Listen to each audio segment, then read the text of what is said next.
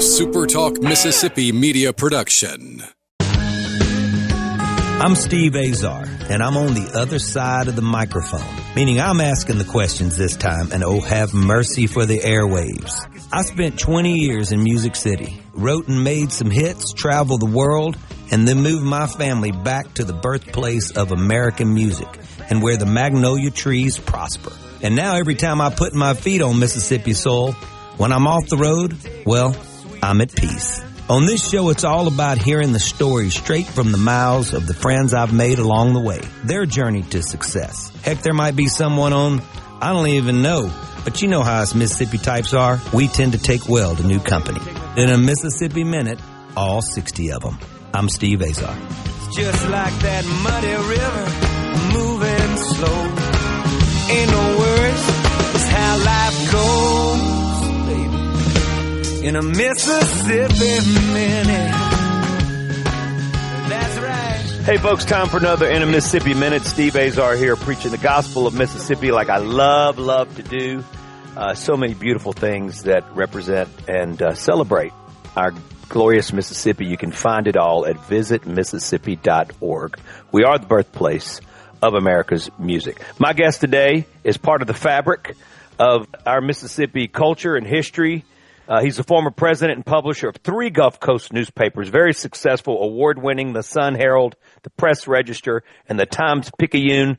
But after saying so long, after a really incredible career, he took a break, and then he spent a lot of time in the great outdoors, and next thing you know, he's got a very popular show all about the outdoors with SuperTalk Mississippi. Also, his own show, Ricky Matthews Show, which I just gave away his name unless he changes his name or it's an alias. I don't know. All I know is he's got his first novel coming out pretty soon.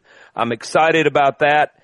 It has a lot to do, it started with Hurricane Katrina, but it has evolved into sort of, to me, an autobiographical, it's just gone way deeper and heavier and encompasses so much more than I think he ever bargained for and was inspired by until he started digging into the writing of it. I understand that as a songwriter, but to write a novel is another whole, come on, that's like writing a movie and on steroids. So let's get to it right now with the multi-talented, ever-popular Ricky Matthews. Hello, Ricky. Hey, my friend. I always love joining you on your show, that's for sure. Well, I appreciate it. You just showed me a tour of Matthews La Casa, hanging out on the Gulf. I get to see you just at peace in the morning, just post the different sunrises that the good Lord above paints. And it just blows my mind. It's so beautiful. What's it feel like waking up? Cup of coffee? Are you a coffee drinker? You've already probably worked out. I know you've got a rigorous workout routine. Take me through your mornings before you get on the radio, and what's that sunrise feel like? Well, I mean, you won't be surprised to hear this, that I'm often up around 3:30. This morning it was around 4:30. So I'm up before the sun wakes up. And usually as the sun's getting up, I'll peek out, and every morning's different. Every sunrise is different. And people can say this about where they live, but I think the sunsets and the sunrises in coastal Mississippi are some of the prettiest in the world. But I give you a great example. This morning I was really into what I was reading, and Ann woke up and she looked out the window and she said, "Gosh, did you take a picture of this yet?" She's kind of used to me, going out on the pool deck and taking it all in. And I said, no, I hadn't. And I went out and it was kind of a haze and a beautiful red sky. Gosh, it was so pretty. I just stood out there. Isn't it amazing how it can change also by the time you get your camera out, it's taking on a whole new look. The sky is an amazing piece of art. It happens so fast.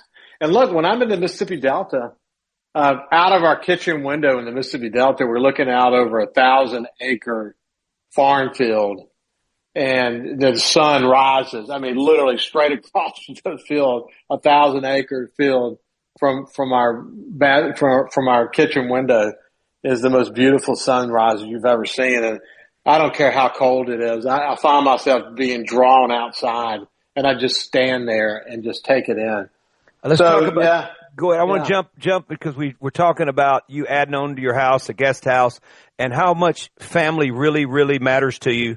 You and I are getting to the point where we're so much on the other side of it. And I don't have grandchildren yet, and I get to sort of experience what you've been going through. I know you have an incredible, athletically talented family, besides being academically way up on the chain. I get that. But sports-wise, for me and you, it's exciting to watch our kids. And now you've got your grandkids. Your granddaughter just won, Golfer of the Year in her age group?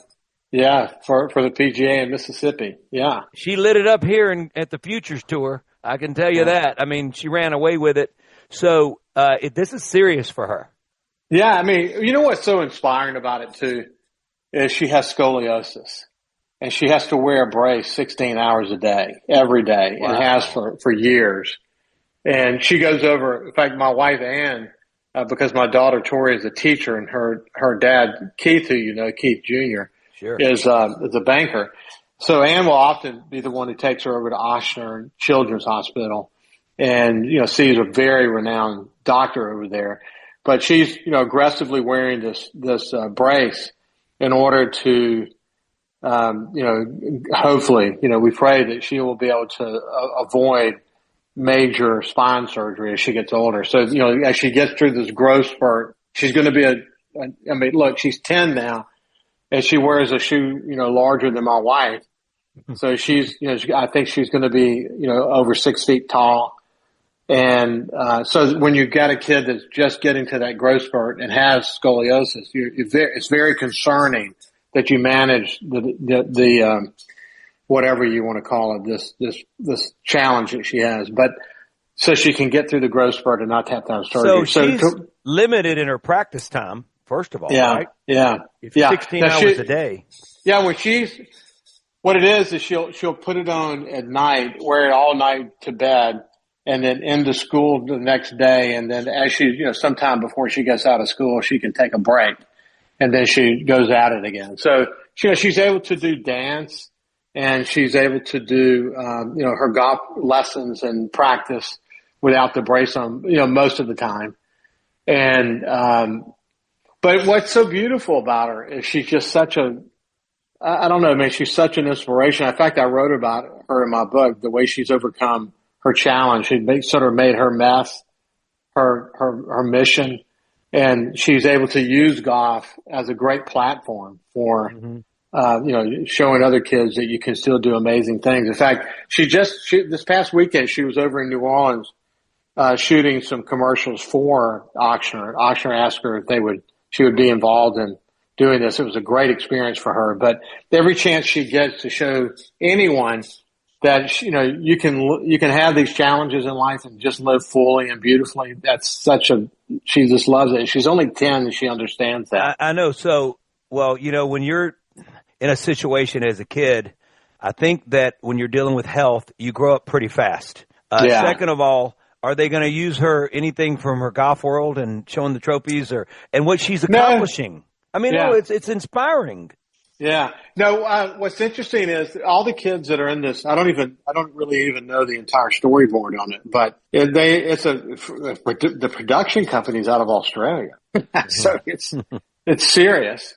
All the kids that are in it are literally acting roles, but they're all kids that are current patients in the Ochsner, you know, Children's Hospital. So, you know, we saw little blips along the way from Tori and Keith as they posted about it.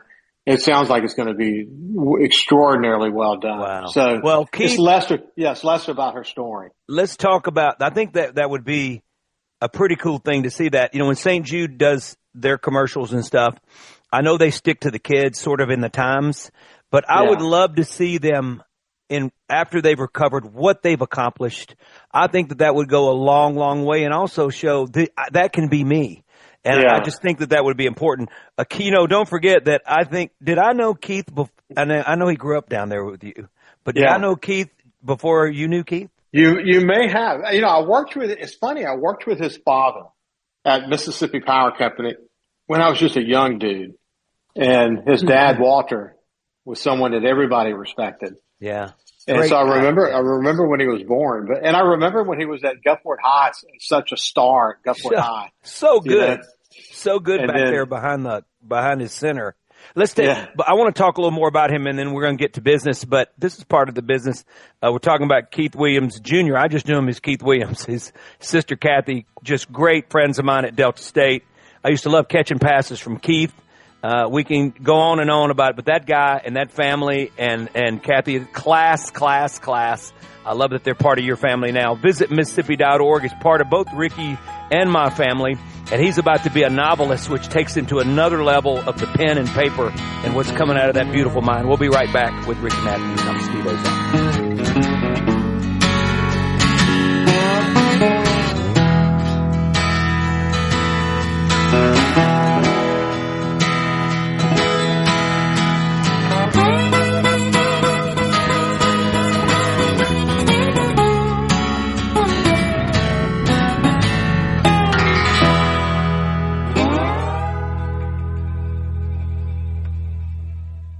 Listen and watch all your favorite SuperTalk Mississippi shows live and on demand. Listen to tons of music. Plus, get the latest breaking news from across the state with the SuperTalk Mississippi app. The SuperTalk Mississippi app. Download the SuperTalk app on your iPhone or Android device now for free. Just search SuperTalk Mississippi in your app store on your mobile device to get everything Mississippi all in one place. The SuperTalk Mississippi app. Get it now. The best made-to-order. I miss a ride. In a Mississippi Minute with Steve Azar, right here on SuperTalk Mississippi. My life with you. Drove away my dream come true. I don't know who has more fun, me interviewing Ricky Matthews or Ricky Matthews I guess laying me down on the couch and just trying to get whatever's nutty out of my brain because I always feel like he's the doctor in the room. I can tell you, he's definitely the smartest guy on this interview. Visit Mississippi.org. I can dig into that because, hey, I dig all about our music and our culture and history. I'm so grateful to be the smallest piece of this incredible lineage and be blessed to have been mentored by some of the greatest of all time. Go to visit Mississippi.org. I can't believe I made a career out of what I absolutely love, and I'm grateful for it, I can tell you. Ricky Matthews is my guest today. Super Talk Outdoors, the Ricky Matthews Show. He's on like 42 times a week, and that's what it feels like. And he is he's not retired anymore. It's just something happened. But I want to talk now. I saw this recent post about AI with you, and I also had a conversation with you the other day, or I was listening to it before we interviewed. Yeah. And you were really adamant about coastal Mississippi and Mississippi staying in the game. You and I both have a little bit of a difference here, and you understand my viewpoint about creativity and when songs are going to start taking the place of people that, you know, that it comes from their heart and soul. But your argument is, I get it. But let's talk about the concern with everyday business and keeping up with the Joneses. Yeah, I mean, if you look at AI, it's such an incredible tool. So people who have used it, it doesn't matter. It doesn't matter who's listening or what their trade is, whether they're a doctor, a lawyer, or a welder. If you're using it already in your work, you understand its power. Like, for example, I was thinking not long ago about young doctors that have, let's say they've gone through school and they've done their residency, and maybe their school was paid for in some part, and part of the give back for them is to come to a place like the Mississippi Delta and practice for a period of time. Mm-hmm. But they really have only done their residency, so they don't have all of the experience that you would hope that they would have coming into a place like the Mississippi Delta, where there's not going to be a bunch of mentors hanging around them, so to speak. But the power of a tool in that scenario, the power of AI in that scenario in medicine is unbelievable, because you can use it to just double check to make sure you're making the best decisions and all that. In business, the implications are dramatic, and every from marketing developing a business plan to developing a regional plan for an area, the implications are dramatic. And, in my research, what I've determined is if you just look at Mississippi, but this is true in any state, that at least 30% of the current jobs are going to be impacted in one way or the other, maybe negatively. In other words, it's possible that over the next 5 to 10 years, that 30% of the jobs could go away as they are now. That's why what Governor Reeves in Mississippi is doing is so important, and that is really focusing on bringing more and more companies into Mississippi and building more stuff like the data centers. There may be only 30 people, at a data center, but the ad valorem tax that goes to a county from that huge data center is very dramatic. And of course, the building of the data center and the technology that's going in there all have an economic impact. But we're creating these clusters around this innovative high tech arena, and that's going to create ancillary business opportunities and so on. But I think we've got to continue to work on diversifying our economy and bringing more businesses in. So as the impact of AI begins to happen, that we lessen the impact. Yeah. And I think the smart states are doing that. And I certainly am very, very bullish on what Mississippi is doing in that regard. And since Coastal Mississippi has been so focused on recovery in a lot of respects, and not that we haven't grown in certain areas, but it took us to 2017 just to get back to pre-Katrina job numbers.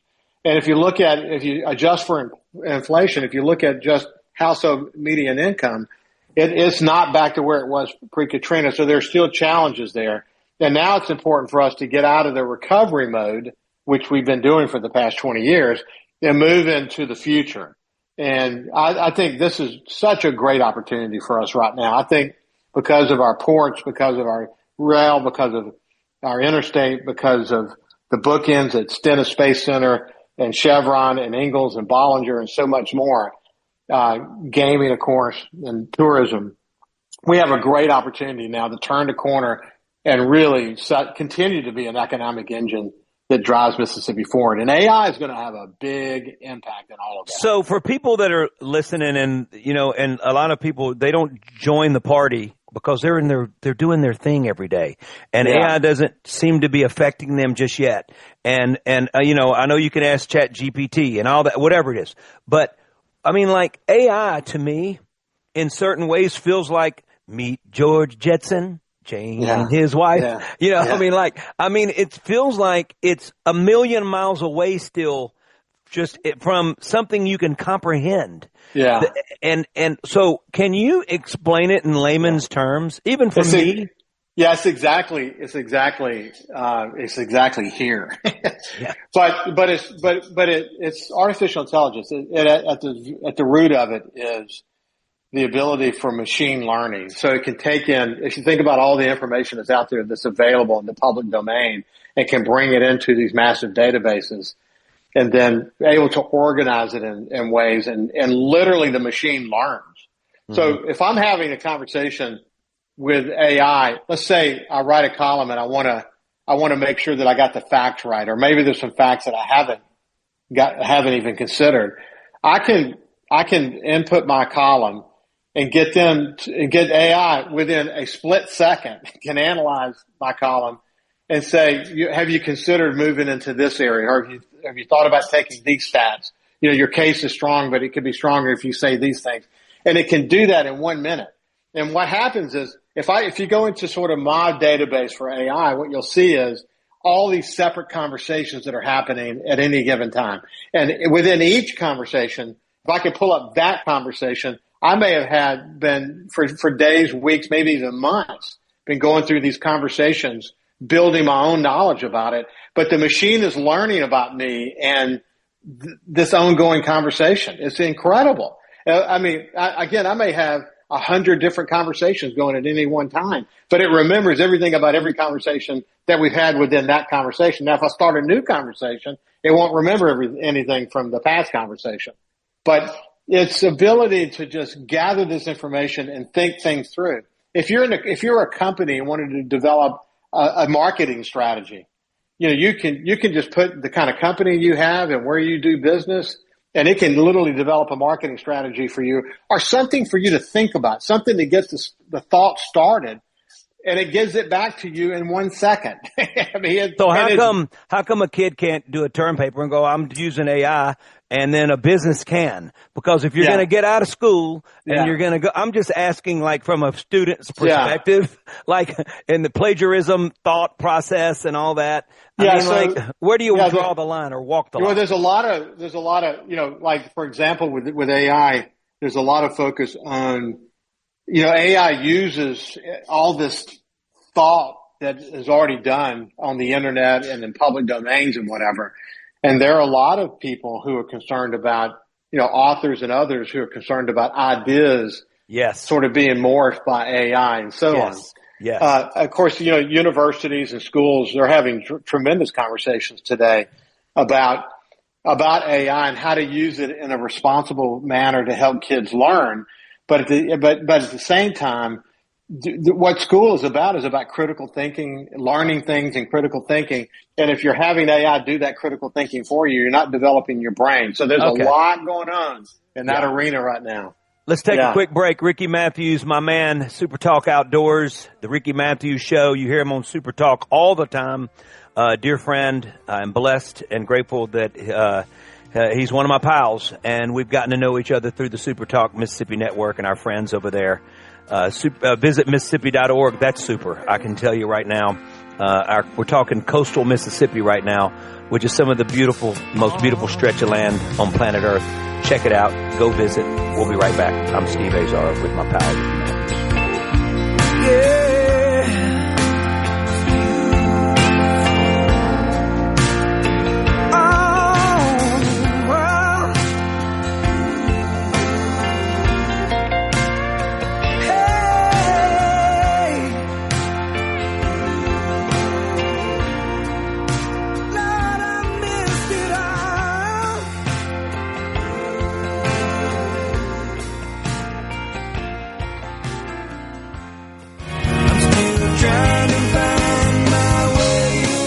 $20,000 available for first-time home buyers.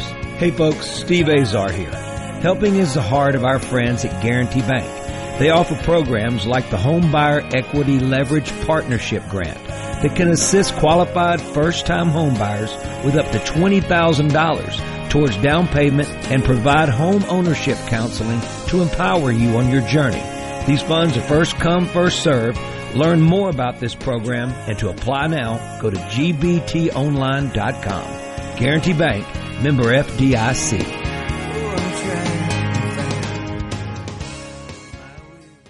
From theseabrook.com.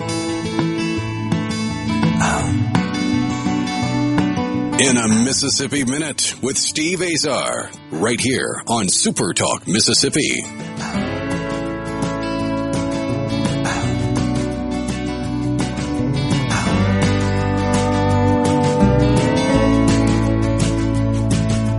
Don't know where we're going. AI. Visit Mississippi.org. There's a song for you. There's a zillion songs. Visit Mississippi.org. I'm telling you right now, celebrating the birthplace of America's music. Guys, you're riding around in your cars right now. You're listening. You're at your office. You're at your home. Wherever you are, you're in the bathtub. I don't know where you're listening to this show, but I can tell you this. Anytime anybody tries to say something negative about Mississippi, the first thing you do is the birthplace of America's music, and then your argument are three people, and then it goes nuts from there. But your umbrellas: B.B. King, King of Blues, the King of Rock and Roll, Elvis Presley, Jimmy Rogers, the father of country music. And why don't you just tell everybody to hit the road? I don't care if they're from Texas or Alabama or Arkansas or Louisiana. I love all those places. There's been great bands like The Band in Arkansas. But guess what? They're from the Delta of Arkansas, pretty much. At least I'm calling it the Delta. They actually pushed it into the hills a little bit. And then Johnny Cash, of course, Glenn Campbell, Charlie Rich. They had some folks over there. But they came and were inspired by the people that I just mentioned. And that's the bottom line. All right, Ricky Matthews is my guest today. We're talking AI right now. So AI, I don't want to go forever on this subject, but you and I talked about this. My take is this. We just had our first #1 song of the week that was AI written, AI recorded by AI musicians, and AI mixed and engineered, and finished product. Went number one in a week, whatever the charts were. I didn't want to dig too deep into it. All I know is authentic and it's real. So to me, that takes the place of somebody, because the charts are small, and that takes the place of somebody that has it coming from their heart and their soul, and that lived this experience or watched their friends go through this hell or whatever it is, and they've turned it into this beautiful song in silver lining. And it's all about timing when you put a song out. So once something comes out, people, that plenty of time. No, when you do a push, you push during a period of time. So that song took up the space of something during that period that's basically dwarfed, the idea and thought of this great song that people could have heard, that came from a real human being. Intellectual property, and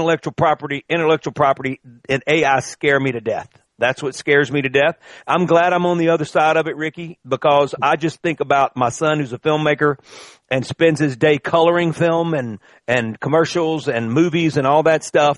I mean, the minute AI can figure out how Strack colors and what he does, there's no need for Strack. So those things concern me. The arts are always sort of victim of technology sometimes, and we suffer it. So what do you think about that? I think it sounds, I agree that it could be, and it probably will be devastating. That's what I predict. But it's not unlike, I'm a former publisher, and I spent of newspapers, and I spent the latter part of my career helping companies transition from printed newspapers to digital media companies. But it does remind me a bit of when, the internet came along and newspaper publishers said, I'm not going to participate in the internet. And you see how that turned out. Mm-hmm. It's impossible to push away from it. The reality is technology is a very, very, very disruptive thing. Just ask Blockbuster what they think about that technology. Exactly. Or you're right. Ask Kodak what they think about technology. Or you talk about the person who has desires and goals and all that, who could have written that music and been on the chart, but the clerical worker whose job's going to be taken away because of AI and in other respects. This is the disruptive nature of it. I heard an AI song this morning. My son sent it to me, and oh my gosh, it was amazing. Yeah, I'm sure it was. Good. I mean, it's crazy. It was so good. And I can still pick the lyrics and know that it's AI, but there's going to come a time when I'm not, because I got tricked with the voice the other day, and I got tricked with the music the other day. I was trying to figure out which guitar player that was in Nashville. There's a handful, maybe 8 or 9, and you can sort of tell by the style of the guitar player who it was. And so, and the sounds that they have and all that. The regular listener on radio doesn't know all that, but there's not many people that are playing on all these records. There's a select group of quality musicians that end up in the same room in a mixed variety, right? At one session or another, and they're making all these hits. But man, I got tricked. I got to tell you, except for the lyric, because the lyric still goes and lends itself and tends to go toward the obvious rhyme. It gets a little too cliche, a little too cheesy. You go, okay, wait. There's no way this song's that good, and they decided on that. I mean, there's no way, and that's when you sort of. But tricky. Hey, but Steve, that's kind of first or second generation AI. Exactly. If you look at where like Grok 4 and beyond already is so humanizing. It's almost as if they have empathy. But my son Jordan, who's a lawyer in Gulfport, he sent me a note today. He said, the music industry is in trouble. He did not know that you and I were having this conversation. Should I go lay down real quick before you start talking to me? No, but what he sent me was somebody went into one of the new music AIs and said, take me to church, but it's 50 soul. Okay. So you've seen these AI renditions where you can say, give me, let's see, I saw one for, he's right on the tip of my tongue, but a famous British artist, but had to do it in a blues sort of way. And oh my gosh, it was incredible. Yeah. I heard one of my songs AI from an artist. Did you? And it was pretty dang cool. I didn't even recognize it for a second because melody wise and everything, but the way they perceived it and took it to this really R&B approach, that felt like you had Earth, Wind and Fire with them. And it was like, wow, like, that's better. I got to tell you, it was better than my version. It was better. I mean, maybe I'm tired of my version, but no, it was better. Yeah, but Steve, it's good writers are using AI to help them edit. I've read a lot about in the writers' circles about those that are pure about this say you shouldn't use AI even to edit. Mm-hmm. But I mean, great writers use great editors. I had someone tell me. In fact, I tell you who it was. Roland Weeks, the former publisher of the Sun Herald. And he said, I made good grades in school, but it might take me 5 pages to say what he said I should learn to say in 1 page or 2 pages. Mm. And he said, Ricky, you're surrounded by, this is early in my career. He said, you're surrounded by some of the best editors in the business. So does it matter? Okay. You can either like say, I'm not going to get an editor because I'm a great writer and say it in 5 pages, or you can learn to say it in 1 page and have 5 editors that make you look great. At the end of the day, your name's on it. It's your choice. Do you want to be a great communicator or hold out?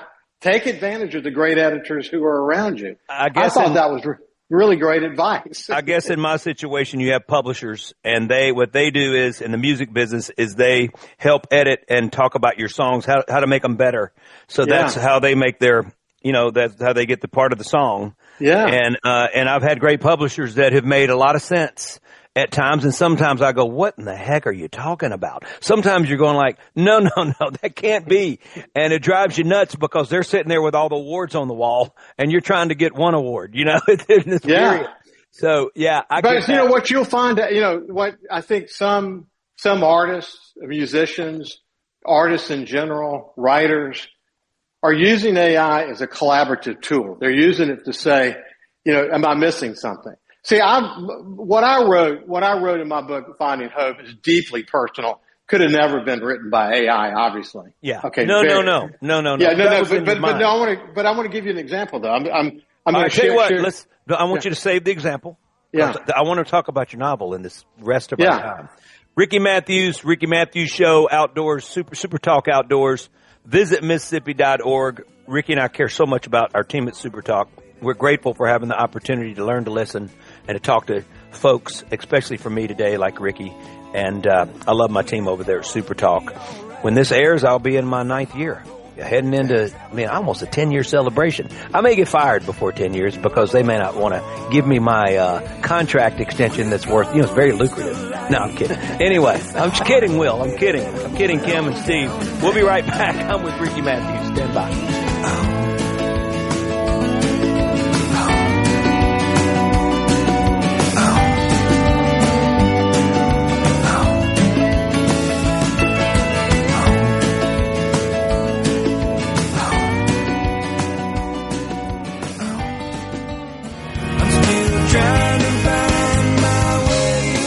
$20,000 available for first-time home buyers. Hey folks, Steve Azar here. Helping is the heart of our friends at Guarantee Bank. They offer programs like the Home Buyer Equity Leverage Partnership Grant that can assist qualified first-time home buyers with up to $20,000 towards down payment and provide home ownership counseling to empower you on your journey. These funds are first come, first served. Learn more about this program and to apply now, go to gbtonline.com. Guarantee Bank, member FDIC.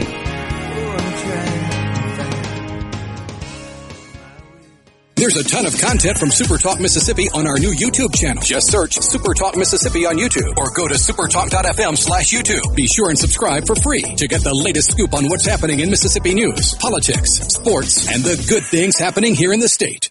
Hey, this is SuperTalk Mississippi. When you've done all you need to do, and you've had more trouble than you can use, and you've painted every road that you can find, When you've seen the sun. Anyway, Ricky Matthews is my guest today. Check him out on his Instagram every morning. If you want to find peace, you can check out. Usually he posts a picture of a brand new sky every morning on the Gulf Coast as the sun starts to rise. And like he said, he beats the sun up every morning. And I'm not talking about physically beating it up. I'm talking about waking up. Visit Mississippi.org. Wake up to a Gulf Coast sunrise and hang out for a sunset. It'll change your life. Ricky, what were you going to say about, so we're digging into your novel now, so let's talk about that. Well, so, what I was just going to give you an example of how AI can help you with organization. But, once I'm done, there are 25 lessons in my book, Finding Hope. And so one of the things I did is I sectioned them off. And then I could put the entire novel into AI and say, do I have these sections right? You use it as an organization tool to collaborate with me to say, am I presenting this book in the best way possible? You're going to send it to you already got your editor, but are you doing this before your editor? Yeah, my goal was to send to my editor who has the book now, I might add. He's a Pulitzer Prize winning editor, thank God. Yeah. But, I wanted to make sure it was organized the best it could be organized. And I used AI to help me think that through. Okay. So just a great collaboration tool. I mean, again, it's, what I'm writing about is, the importance of family as a foundation. Something I learned after Katrina, but then something I've learned a lot more, from guests who have been on my show. How to make your pain your mission, and many other lessons and there's lots of anecdotes from my life and the life of the people that I have been influenced by along the way. So it's not the kind of book that could be written by AI, but how I can use AI is to help just me organize. And you'll find a collaborative approach that you'll be able to use with AI as you go forward as well. So now I just sit and wait, to hear from my editor. I told him last night, as he continues to work through it, I need his heart as much as I need his mind, because there's such a strong message that I'm hoping to convey with this book. Yeah, you don't want to lose what you're trying to say. It's interesting to see if you got any markings on any pages, or is it like you're going to have he hasn't marked anything in red in like 18 pages. I'm on a roll, No. Actually, if that were the case, I would be extremely disappointed, because I know from my own experience as a publisher that the best editors are not shy about helping you say something better. Okay. Yeah. And this is not a news story. This is conveying a message around how people who are going through difficult times in their lives can find hope. And I want to be able to convey that as simple and as clear and as compelling a way as possible. Because my goal with the book is to save lives. That's what I want to do. I mean, I just feel like there's something pretty dang amazing about this. And you have opened yourself up to be what us songwriters call being vulnerable. And you're a pretty tough guy. You're an outdoorsman. You're all this. But now welcome to the world of being vulnerable and letting people know how you feel. I just think this is going to be such a big part of your legacy. Well, I hope so. I mean, I hope so. I hope so, because there are a lot of people who I've met along the way who have made it through their storms. And by telling their story, I think I may be able to help other people maybe find their way through their storm. And look, every lesson starts with a heartbeat. And for me, it's really the essence of the lesson that I wrote down after Hurricane Katrina. And like, for example, the first one is make your family your anchor. And the heartbeat says family, whether it's blood or chosen, is the reason I fight when the water is rising. And there's this thing we bust through life, looking at the surface of people and not looking at their deaths. And the heartbeat for lesson number 2 is Katrina stripped away the titles and showed me who the real heroes were. We go through life way too fast, and we don't stop to really understand the essence of who people are. And Katrina taught me to do that. But then you look at the stories of other people and you see that they too found this incredible ability through their storm to look at the people around them and see how they underestimated some and overestimated others. So many lessons. This goes on for 25 lessons. Well, we're going to kind of hold ourselves with bated breath until this novel comes out. I'm ready to read it.